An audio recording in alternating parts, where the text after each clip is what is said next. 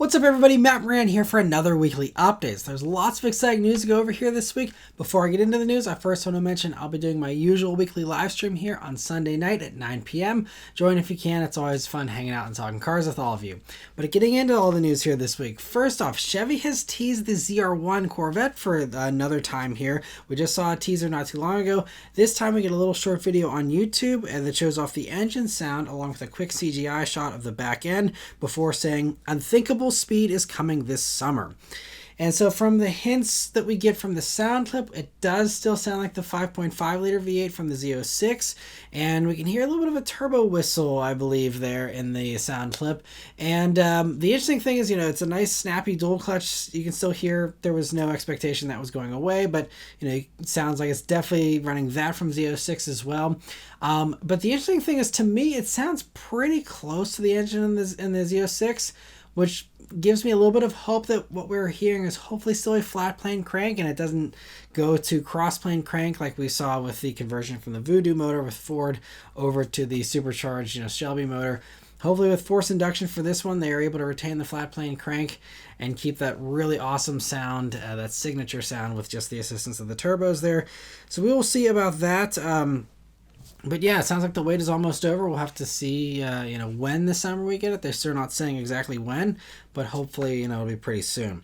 For some more unthinkable speed here, Bugatti has once again teased the Chiron successor, which we still don't have a name for, but this time they show off a narrow shot of the front end here, which confirms the signature Bugatti grille and that whole shape, and also the cool return of a strip there of the chrome running down the middle of the hood, which is a nod to the classic Bugattis. And they also confirmed the June 20th debut once again, so that is when we'll be seeing this. So just a couple of weeks here, and yeah, we don't have long to find out more details about that screaming V16 engine and the amazing car that I'm sure is going to be. But the last little teaser here is from Volkswagen this week, who has teased the Mk8.5 Golf R, and they showed it off on Instagram with a little sizzle reel kind of thing, and they showed it in both hatchback and in wagon form, which sadly, we don't get here in the US. But anyway, as you can see, the changes appear to be pretty small, just like we've seen on the Mk8.5 GTI.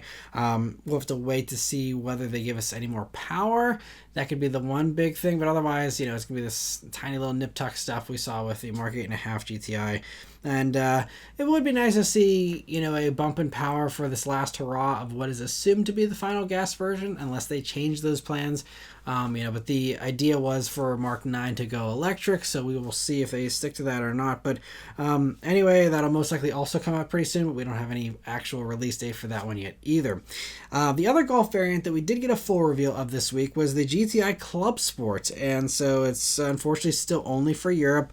But keeping with the theme of minor changes here, it adopts the new elements of the Mk8.5 GTI, although the bumper does get a fresh new look there, which is interesting. It continues with the same 296 horsepower and 295 pound-feet of torque as the pre-refresh version, but should handle a little better thanks to more camber on the front wheels and a retuned E-diff there in the front. They also softened up the ride a bit and even brought in Bugatti's senior test driver to refine the steering, supposedly. Seems like an interesting choice, but it also continues with the Clubsport graphics and unique trim, along with the red accents there on the inside. And I don't have any other details here just yet, but always been cool to see the Clubsports. It'd be nice to see them send it here again for this final hurrah, but anyway, interesting to see that for those of you in Europe. Another cool hot hatch that debuted this week that we also don't get here in the States is the Lancia Ypsilon HF. And so it takes the standard car, and the standard car currently is an EV that does 154 horsepower and puts in a stronger front motor that now does 237 horsepower and provides a 5.8 second 0 to 62 mile per hour time. And it also gets a wider track, unique wheels, and sportier suspension setup that also lowers the car a little bit. And there's also some sportier styling outside and inside. There's also the rally car version, which will compete in the World Rally Championship, and it's the first time that Lancia has competed there since 1992.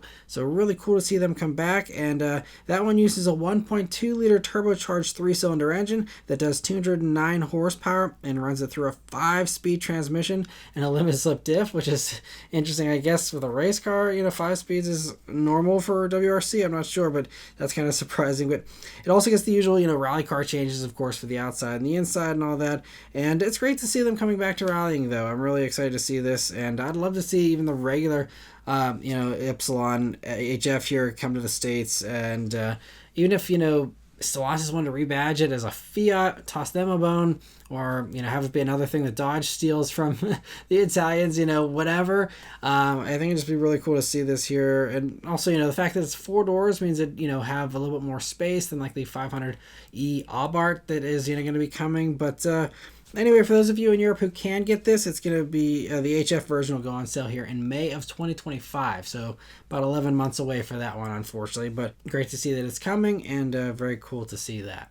And continuing with the theme of cool hot hatches that we can't get here in the States, BMW has revealed the new 1 Series, now on its 4th generation. And thankfully this one looks a lot better than the last one, which we get here is the 2 Series Grand Coupe. And this new one is a little bit longer and higher than the old one, but sticks to the same compact formula. One thing that sadly hasn't stuck around, though, is the manual transmission version, with Europeans' only choice being a 7-speed dual-clutch automatic now. It continues to be front-wheel drive for most of the powertrains, of which there are 4 of, including 2 diesels still. The sportiest M135 version, there's no I almost said 135i, but it's only M135 because they announced recently they're dropping those I's from their names.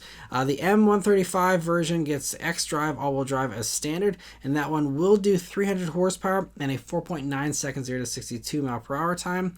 And all versions also get a more rigid chassis, and that provides better steering feel and cornering. And it goes on sale in Europe in October, and there's a chance that we'll get a sedan version of this as our next 2 Series Grand Coupe. We will see if BMW wants to continue to play in that segment or not, or what they end up doing, but very interesting to see that at least that's continuing on there in Europe. Finally, for a vehicle we do get in the States here, Toyota has revealed the 2025 Corolla FX Edition.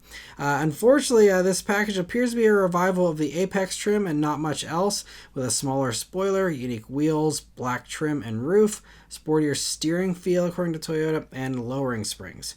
Hopefully they tuned the ride that'll be a little more comfortable than that Apex Edition, which was definitely very bumpy and not super well done in my opinion. But inside, it's come standard with the same stuff you got on an SE trim. That's what it's based on. But it's the first Corolla to get a larger 10.5-inch touchscreen that'll be available on other 2025 Corollas as well, which is a really well-timed response to the slightly larger screen. I think the Civics are now going up to a 9-inch screen.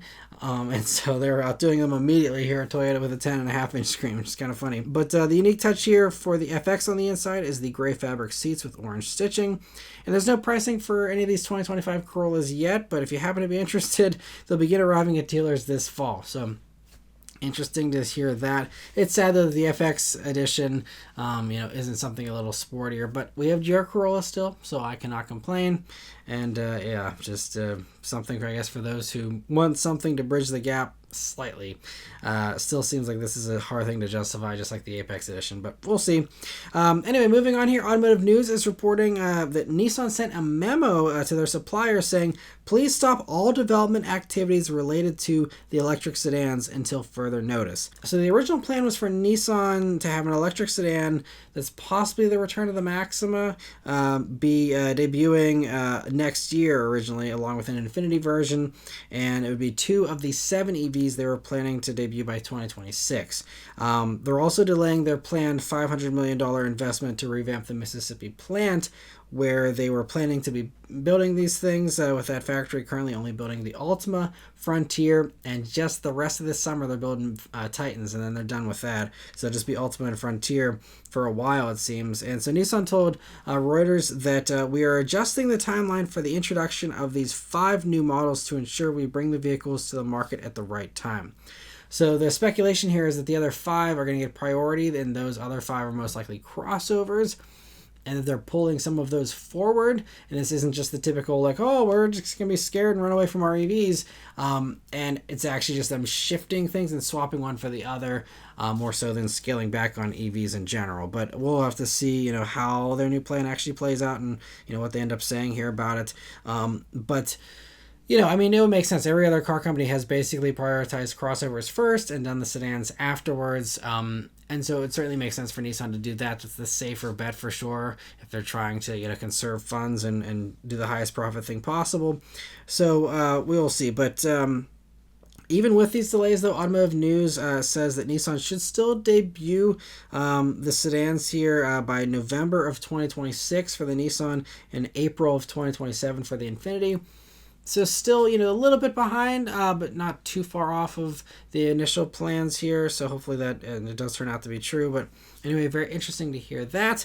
And for the last news story here, Mopar Insiders found a post on the Spanish Coches Espias forum that showed a leaked document that, if it's legit, is revealing the shocking news that Alfa Romeo's new large SUV that'll slot above the Stelvio will supposedly be built in Detroit, which means, according to the Italian government, it cannot have an Italian name from an actual Italian place if it's not built in Italy. That's the condition that the Italian government has. That's why Giulia and Stelvio continue to be built in the States, among other, or in Italy, among other reasons, and not in the States. But if this is built in the States, they're gonna have to get creative with something that sounds Italian but isn't super Italian, I guess. We'll see how they play that. But anyway, it'll be built alongside supposedly the next-gen Durango and Grand Cherokee, and likely share a platform with all of those vehicles. With supposedly, according to this document, they'll all be on the STLA large platform, which also will supposedly underpin, according to this document as well, the next-gen Giulia and Stelvio. And those two, of course, will still be built in Italy. But the first production vehicles we've seen on this platform so far are Charger EV and Wagoneer S. And so that gives you an idea about the versatility of this platform. It can be stretched, it can be shrunk, you can do whatever you want with it. So just because it's on the STLA large doesn't mean that all these vehicles are going to be enormous.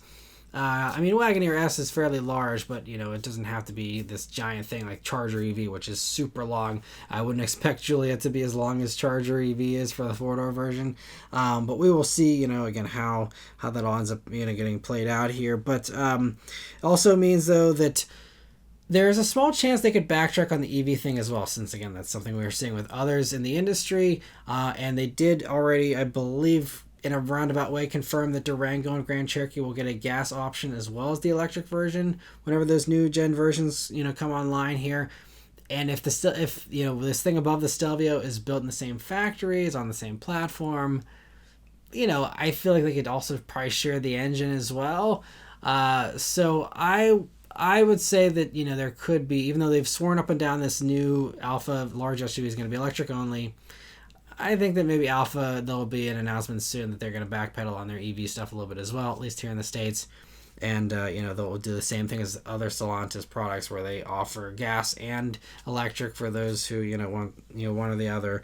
And, so also this document also claims that production of the Alfa will start in 2027, but only about 2,000 units will happen that year, so probably late 2027, before ramping up to nearly 11,000 units in 2028.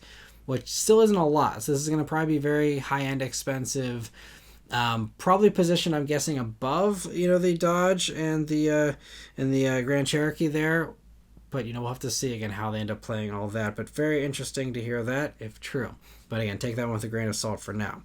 And lastly, I want to thank all of you that are members of the Maran Motoring Clubs. We did have 2 new members that were able to join this past week, thanks to the membership gifts that were given by Vinny2142 and MDKN. And big welcome to the new members here, Michelangelo88 and Fossil Trainer. So I hope you're both enjoying the perks so far. And huge thanks to those of you who gifted those memberships here in the live stream. Your generosity is very much appreciated by myself and by everyone else who was able to get those memberships as well. If you'd also like to join and get a membership and get all those membership perks like that priority answering, the Discord server, and everything else, all the behind the scenes stuff and all that, there's always join buttons here on the video page, on the channel page, and a link in the description. But anyway, thank you all very much for watching. Let me know your thoughts on all this stuff in the comments below. Please leave a like and subscribe to keep these videos coming, and I'll see you guys in the next one. Take care.